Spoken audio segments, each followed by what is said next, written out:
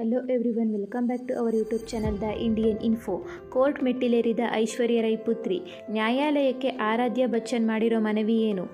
Bollywood celebrity ಜೋಡಿ ಅಭಿಷೇಕ್ ಬಚ್ಚನ್ ಹಾಗೂ ಐಶ್ವರ್ಯ ರೈ ಬಚ್ಚನ್ ಆಗಾಗ ಸುದ್ದಿಯಾಗುತ್ತಲೇ ಇರುತ್ತಾರೆ. ಅದರಲ್ಲೂ ಮಗಳು ಆರಾಧ್ಯ ಬಚ್ಚನ್ ಕೂಡ ಹೌದು. ಇದೀಗ ಮಹತ್ವದ ಬೆಳವಣಿಗೆ ಐಶ್ವರ್ಯ ಅವರ ಜೀವನದಲ್ಲಿ ಆಗಿದೆ. ಹೌದು, ಐಶ್ವರ್ಯ ರೈ ಬಚ್ಚನ್ ಹಾಗೂ ಅಭಿಷೇಕ್ ಬಚ್ಚನ್ ಪುತ್ರಿ ಆರಾಧ್ಯ ರೈ ಬಚ್ಚನ್ ದೆಹಲಿ ಹೈಕೋರ್ಟ್ ಮೆಟ್ಟಿಲೇರಿದ್ದಾರೆ. ಆರಾಧ್ಯ ಅರ್ಜಿ ಪುರಸ್ಕರಿಸಿದ ದೆಹಲಿ ಹೈಕೋರ್ಟ್ ನೋಟಿಸ್ ಜಾರಿ ಮಾಡಿದೆ. ಆರಾಧ್ಯ ದೆಹಲಿ ಹೈಕೋರ್ಟ್ ಮೆಟ್ಟಿಲೇರಿದ್ದಾಳೆ. ಇದಕ್ಕೆ ಮುಖ್ಯ ಕಾರಣ ತನ್ನ ವಿರುದ್ಧ ಗೂಗಲ್ ಸೇರಿದಂತೆ ಕೆಲ ವೆಬ್ಸೈಟ್, ಯೂಟ್ಯೂಬ್ ಚಾನೆಲ್ ಸೇರಿದಂತೆ ಆನ್ಲೈನ್ ಪ್ಲಾಟ್ಫಾರ್ಮ್ಗಳಲ್ಲಿ ತಪ್ಪು ಮಾಹಿತಿ ನೀಡಲಾಗುತ್ತಿದೆ. ಇದನ್ನು ನಿರ್ಬಂಧಿಸುವಂತೆ ಹಾಗೂ ಕಠಿಣ ಕ್ರಮ ಕೈಗೊಳ್ಳುವಂತೆ ಕೋರಿ ಆರಾಧ್ಯ ರೈ ಬಚ್ಚನ್ ಹೈಕೋರ್ಟ್ ಮೆಟ್ಟಿಲೇರಿದ್ದಾಳೆ. 2023ರಲ್ಲಿ ಆರಾಧ್ಯ ಅವರು ತೀವ್ರವಾಗಿ ಅಸ್ವಸ್ಥರಾಗಿದ್ದಾರೆ. ಹೀಗೆ ಅನೇಕ ಸುಳ್ಳು ಸುದ್ದಿ ವೈರಲ್ ಆಗಿತ್ತು. ಸುಳ್ಳು ವಿಡಿಯೋಗಳನ್ನು ತೆಗೆದುಹಾಕುವಂತೆ ದೆಹಲಿ ಹೈಕೋರ್ಟ್ ಗೂಗಲ್ಗೆ ಆದೇಶ ನೀಡಿತು.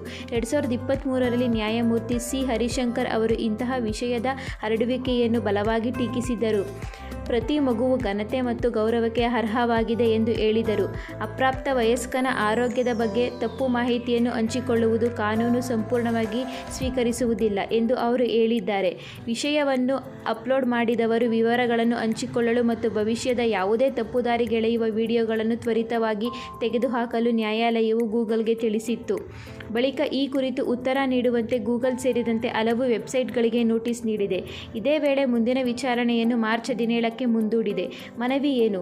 ಪ್ರಮುಖವಾಗಿ ದೈಹಿಕ ಹಾಗೂ ಮಾನಸಿಕ ಆರೋಗ್ಯದ ಕುರಿತು ತಪ್ಪು ಮಾಹಿತಿಗಳನ್ನು ನೀಡಲಾಗುತ್ತಿದೆ. ಕೋರ್ಟ್ ಪ್ರಮುಖವಾಗಿ ಸೆಲೆಬ್ರಿಟಿ ಮಕ್ಕಳೇ ಆಗಿರಬಹುದು, ಜನಸಾಮಾನ್ಯರೇ ಮಕ್ಕಳೇ ಆಗಿರಬಹುದು.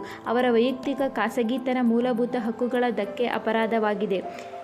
ಈ ಕುರಿತು ನೋಟಿಸ್ ಜಾರಿ ಮಾಡಲಾಗಿದೆ. Thank you all for watching this video. ಎಲ್ಲರೂ ನಮ್ಮ ಚಾನಲನ್ನು ಸಬ್ಸ್ಕ್ರೈಬ್, ಲೈಕ್, ಶೇರ್, ಕಮೆಂಟ್ ಮಾಡಿ.